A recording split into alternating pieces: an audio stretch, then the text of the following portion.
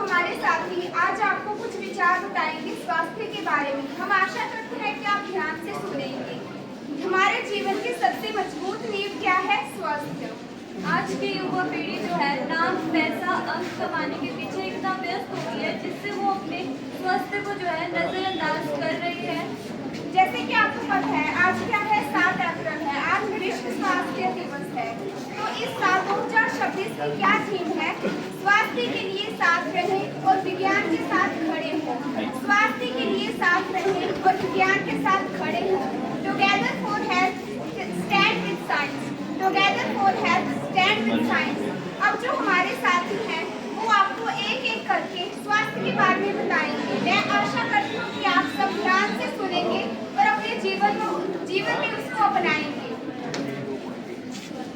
तो अब मैं आपको जीवन शैली में बदलाव के बारे में बताऊंगा।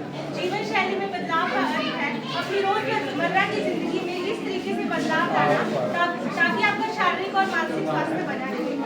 अब जैसे कि आपको पता है आजकल सबसे ज्यादा देखने वाली बीमारियां हैं उच्च रक्तचाप जैसे बीपी, मधुमेह जैसे डायबिटीज या कैंसर जैसी बीमारी।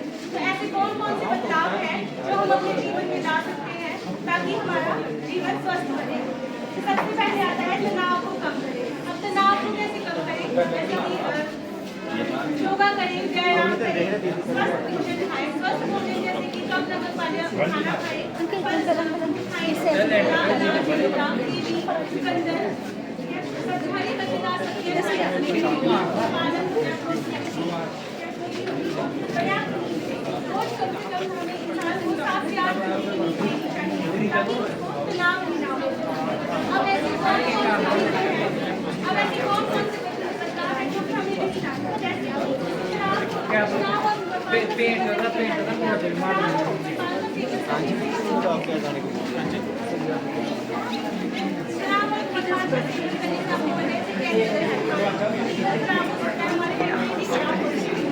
और अपना वजन नियमित रखें। जैसे कि आपको पता है थायराइड और कोलेस्ट्रॉल जैसी बीमारियां होती हैं, तो इसलिए कम तेल वाला खाना खाएं, कम नमक वाला खाना खाएं, कम मीठा खाएं और स्वस्थ भोजन खाएं। धन्यवाद।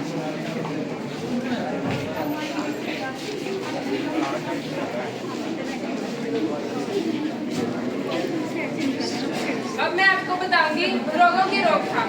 हम रोगों की रोकथाम कैसे कर सकते हैं? सबसे पहले है टीकाकरण। आप सभी को पता है कि टीकाकरण हमारे जीवन में बहुत ही महत्व है। जैसे कि बचपन में आपको पता है कि बच्चों को हम पोलियो, BCG, टेटनस आदि की वैक्सीन लगवाते हैं ताकि जो बच्चे हैं वो खतरे से बच सकें, उनको कोई भी खतरनाक बीमारी का सामना ना करना पड़ सके। उसके बाद है स्वच्छ पानी का उपयोग करें।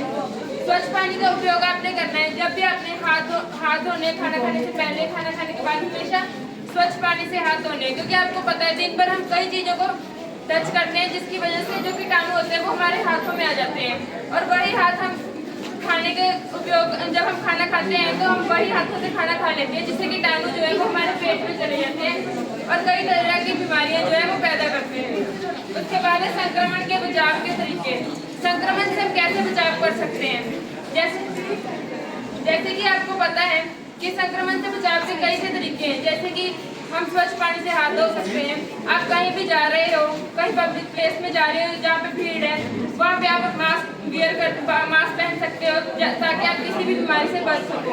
उसके बाद है स्वच्छ पानी का उपयोग। जब भी आपने पीने का पानी उपयोग करना है तो आपने उसको हमेशा उबाल कर पीना है और आपको एक दिन में 6 से 7 लीटर पानी का जो उपयोग करना चाहिए और स्वच्छ पानी का ही उपयोग करना चाहिए।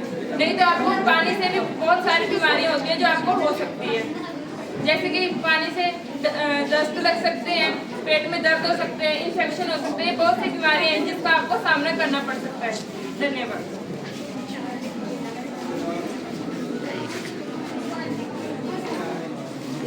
अब मैं आपको नशे से जुड़ी हुई कुछ चीजें जो है वो बताने जा रही हूँ। तो सबसे पहले जो है नशा होता क्या है? आपको पता है जो नशा है वो लोगों की दिनचर्या को जो है वो खराब करता है। तो जो नशा है उससे जुड़ी जैसे कुछ चीजें होती हैं, बीड़ी हो गई, सिगरेट हो गया, तंबाकू हो गया, गुटखा हो गया। जो लोग हैं वो अपनी दिनचर्या में जो इन चीजों को जो है वो बहुत ज्यादा प्रयोग करते हैं।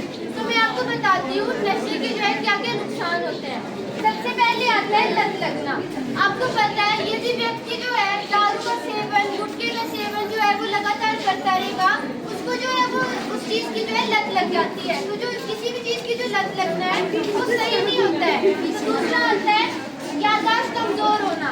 यदि व्यक्ति जो है नशे का काफी प्रयोग करते हैं तो उसकी जो है याददाश्त जो है वो कमजोर हो जाती है। अगर याददाश्त कमजोर होगी तो व्यक्ति जो है अपने दिनचर्या में जो है अपना काम जो है वो अच्छे से नहीं कर पाता है। याददाश्त कमजोर होगी तो वो चीजें जो है वो भूल जाता है, उसको जो याद है वो जो याददाश्त उसकी जो है अगर कमजोर होगी तो चीजें जो है अच्छी तरह से याद नहीं रहती है। तीसरा होता है रिश्ते खराब होना। अगर व्यक्ति जो है लगातार दारू का सेवन करेगा, नशे का सेवन करेगा तो उसके रिश्ते जो है वो खराब हो जाते हैं। अगर रिश्ते खराब होते हैं आपसी संबंध जो है उसमें भी खराबी आ जाती है, लड़ाई झगड़े होते हैं और जो हमारा आर्थिक स्थिति है वो भी खराब हो जाती है। उसके बाद आता है स्वास्थ्य समस्याएं। यदि व्यक्ति जो है दारू का सेवन करेगा, नशे का सेवन करेगा तो उसको कई प्रकार की जो है उसके शरीर में जो है काफी बीमारियां हो जाती हैं। बीमारियां जैसे कि कैंसर हो गया, कैंसर कैसे मुंह का कैंसर हो गया। तो जो है कैंसर भी जो है वो हमारे जीवन में जो है सबसे बड़ी हानिकारक बीमारी होती है। उसके बाद आता है मानसिक बीमारी। अगर व्यक्ति जो है नशे का सेवन करेगा तो उसको जो है मानसिक तनाव हो सकता है। अगर व्यक्ति को मानसिक तनाव रहेगा तो वो काफी ज्यादा परिस्थितियों से जो है वो गुजर सकता है। अब जैसे कि मैंने आपको बताया नशे के नुकसान, अगर नशे के कुछ नुकसान है तो उसके किसी प्रकार के बचाव भी हैं। यदि कोई भी किसी जरूरी नहीं है कि नुकसान है तो बस उसी के नुकसान ही है, उस चीज के जो है वो कुछ प्रकार के बचाव भी हो सकते हैं। तो अब मैं आपको बताती हूँ नशे के बचाव। तो सबसे पहले आता है लक्ष्य बनाना। अगर व्यक्ति जो है अपने जीवन में किसी भी चीज को जो ठान लेता है कि हाँ मुझे ये चीज अपने जीवन में जो है अपनानी है तो वो व्यक्ति जो है वो काफी आगे तक जो है उस मुकाम तक पहुंच सकता है। तो सबसे पहले जैसे लक्ष्य बनाना मैंने आपको बताया, लक्ष्य बनाने में क्या आ सकता है, अगर किसी व्यक्ति ने कोई चीज जो है वो ठान ली है, अगर वो चाहता है कि नहीं मुझे इस मुकाम तक पहुंचना है तो वो नशे से जो है वो काफी दूर रह सकता है। दूसरा आता है तनाव साझा करें। अगर व्यक्ति अपना तनाव जो है अपने घर वालों के साथ साझा कर रहा है, अपने दोस्तों के साथ साझा कर रहा है तो वो जो है वो तनाव मुक्त रह सकता है। अगर व्यक्ति फिर भी अपने आप को अकेला महसूस कर रहा है तो उसको जो है डॉक्टर के पास जाके एक बार अपने आप का चेकअप करवा लेना चाहिए। तीसरा आता है खेल और शौक अपनाएं। यदि व्यक्ति जो है बाहर जाके खेल कूद करता है, एक्सरसाइज करता है, व्यायाम करता है तो वो जो है काफी जो है तनाव मुक्त रह सकता है। अब जैसे कि मैंने आपको बताया नशे के बचाव, यदि व्यक्ति जो है अपने जीवन में इन चीजों को अपनाता है तो वो काफी दूर है नशे से और नशे जैसी बीमारियों से। तो मैं आशा करती हूँ कि जो जो चीजें मैंने आपको बताई हैं आप अपने जीवन में उन चीजों को जो है अमल करेंगे। धन्यवाद।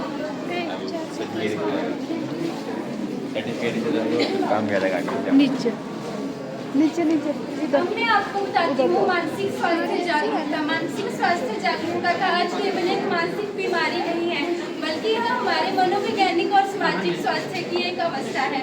यह हमारे ज्यादा सोचने, महसूस करने और कार्य करने के तरीकों को प्रभावित करती है। अब मानसिक स्वास्थ्य हमारे लिए जरूरी क्यों है, महत्वपूर्ण क्यों है ये हमारे लिए, और मैं आपको ये बताती हूँ। मानसिक स्वास्थ्य और शारीरिक स्वास्थ्य हमारे लिए बहुत ही जरूरी है, ये एक साथ से जुड़े हुए होते हैं।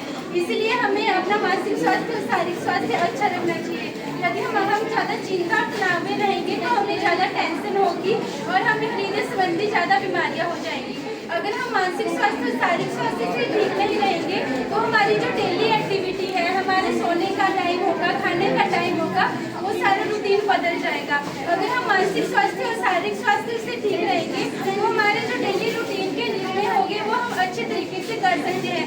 इसलिए हमें अपना मानसिक स्वास्थ्य और शारीरिक स्वास्थ्य अच्छे ढंग से ठीक रखना है। अब आगे का मेरी सखी आपको बताएगी। हमारा सबसे पहले इसमें आता है मानसिक स्वास्थ्य जागरूकता। इसमें आता है अपने समूह से जुड़े रहे, हमें ज़्यादा से ज़्यादा टाइम अपनी फैमिली के साथ, अपने दोस्तों के साथ शेयर करना चाहिए। उनसे जो भी प्रॉब्लम है, आपको कोई टेंशन है, आपको कोई भी बात है जो आपके मन में है, वो आपने उनके साथ शेयर करनी है, जिससे कि आप मानसिक तनाव के शिकार से बच सकते हैं। दूसरा है हमारा व्यायाम करें। हमें सुबह उठ के हर रोज़ व्यायाम करना चाहिए, योगा करनी चाहिए, मेडिटेशन करनी चाहिए, जिसकी वजह से हम मानसिक तनाव के शिकार से बच सकते हैं। फिर हमारे पास सकारात्मक सोच रखें। हमें हर एक परिस्थिति में सकारात्मक सोच रखनी है, जिससे कि हमें पॉजिटिव सोचना है, जिससे कि हम मानसिक तनाव से बचे रह सकते हैं। और फिर हमारा है पर्याप्त नींद लें। पर्याप्त नींद लेने में हमें जब भी सोना है तो हमें 7 से 8 घंटे की नींद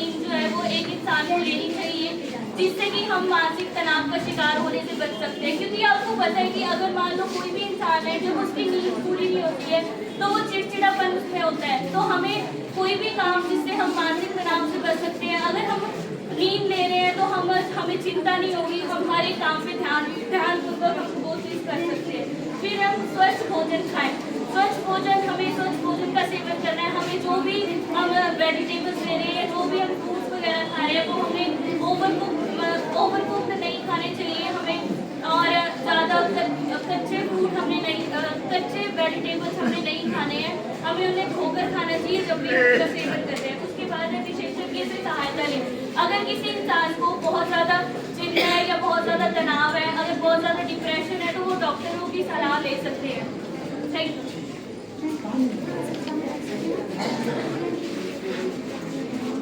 अब है पोषण स्वास्थ्य शिक्षा। पोषण स्वास्थ्य शिक्षा का मतलब होता है कि हम लोगों को कैसे बताएंगे कि सही खान पान और हमें स्वस्थ जीवन शैली कैसे बनानी है। इसके लिए हम क्या क्या कर सकते हैं। सबसे पहले है हरी सब्जियां और फल खाएं। हमें हरी सब्जियां और फल खाने चाहिए जो हमारे इम्यूनिटी को बढ़ाते हैं और हमें बीमारियों से बचाते हैं। इसके बाद आता है स्वच्छ पानी पिए। हमें स्वच्छ और साफ पानी पीना चाहिए जो हमें बहुत सी बीमारियों से बचाते हैं। हमें दिन में कम से कम 8 से 10 गिलास पानी पीने चाहिए। उसके बाद आता है संतुलित आहार। हमें संतुलित आहार लेना चाहिए। संतुलित आहार में वो सब आता है जो हमारे शरीर में पोषक तत्व होते हैं उनकी कमी को पूरा करता है। इसमें कार्बोहाइड्रेट, वसा, प्रोटीन और विटामिन आते हैं। उसके बाद आता है जंक फूड ना खाएं। हमें जंक फूड नहीं खाना चाहिए, जैसे कि पिज्जा, बर्गर, कोल्ड ड्रिंक्स, हमें ये सब चीज़ें नहीं लेनी चाहिए। हमें ज़्यादा से ज़्यादा घर का बना हुआ खाना ही खाना चाहिए। मैं अंत में यही कहना चाहती हूँ, सही पोषण अपनाएं, स्वस्थ जीवन पाएं। धन्यवाद।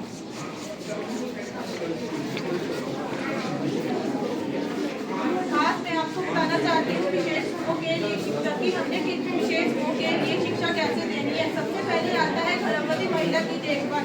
हमने गर्भवती महिला की देखभाल कैसे करनी है। सबसे पहले हमने उनको बताना है कि उन्होंने पौष्टिक आहार लेना है ताकि जो बच्चा है और माँ है वो दोनों स्वस्थ रहे, और उन्होंने हरी सब्जियाँ और फल खाते रहना है।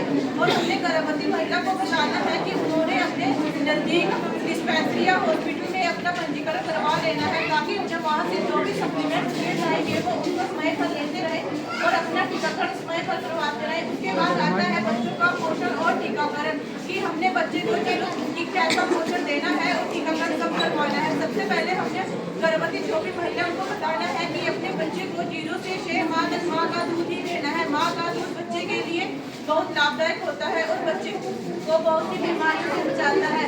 उसके बाद आता है टीकाकरण। टीकाकरण बच्चे के लिए बहुत जरूरी है। यह भी बच्चे को बहुत सी बीमारियों से बचाता है और बच्चे की इम्यूनिटी को बूस्ट करता है। उसके बाद आता है मासिक धर्म स्वच्छता। मासिक धर्म स्वच्छता को हम पीरियड भी बोलते हैं और महामारी भी बोलते हैं। इसमें जो भी महिला है उसको अपने शरीर को स्वस्थ रखना चाहिए और साफ सुथरे कपड़े पहनने चाहिए। धन्यवाद।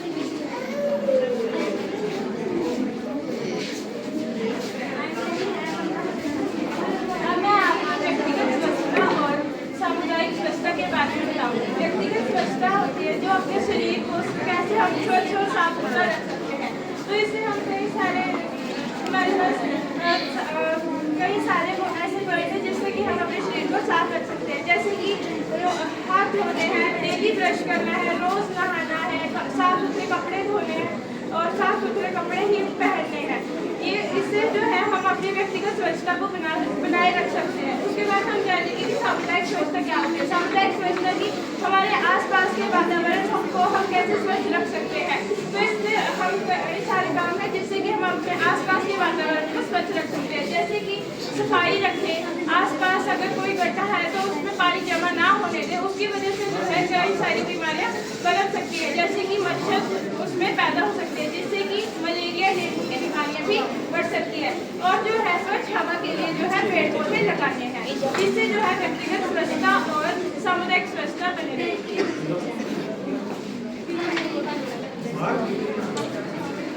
तो जैसे कि आप सभी ने अभी सुना कि हमारे साथियों ने बताया कि स्वास्थ्य के बारे में आपको बताया है,